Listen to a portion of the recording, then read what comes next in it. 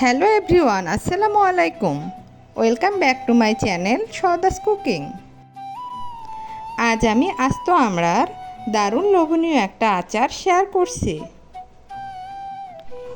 এটা এই রেসিপিতে বানালে খেতে অনেক টেস্টি হয়। 1 কেজি আমড়া দিয়ে যদি বানান তাহলে এটা বানানোর সাথে সাথেই শেষ হয়ে যাবে।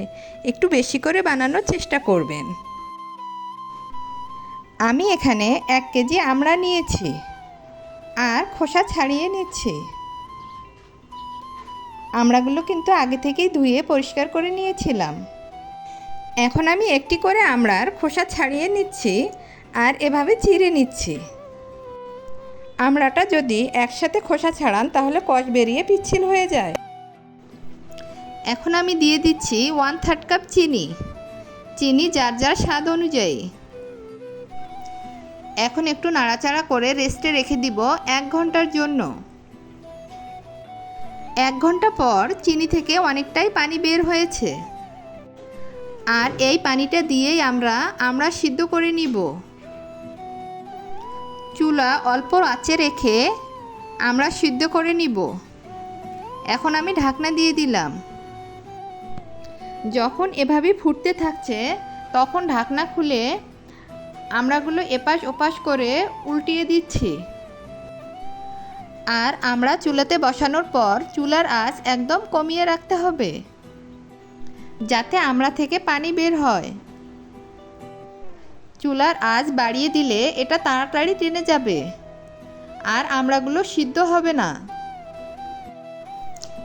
এ পর্যায়ে আমি দিয়ে দিলাম 1/2 চামচ লবণ, 1/2 চামচ লাল মরিচের গুঁড়ো, 1/2 চামচ হলুদ গুঁড়ো।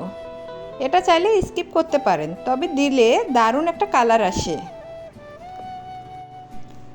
এবার আচারের জন্য একটি স্পেশাল মশলা বানিয়ে নিব।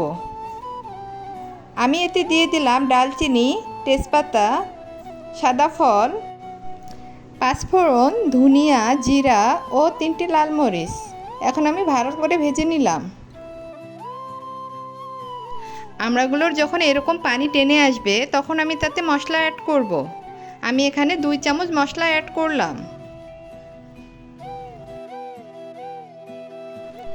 আপনারা যদি মশলা খেতে ভালোবাসেন তাহলে একটু বেশি করেই অ্যাড করবেন।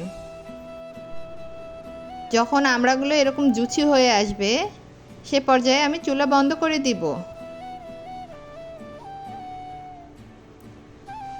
এরকম লোভনীয় আচার আপনারা অবশ্যই বাসায় একবার ট্রাই করবেন।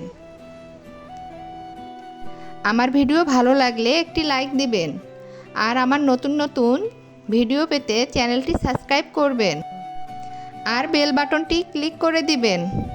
আল্লাহ হাফেজ।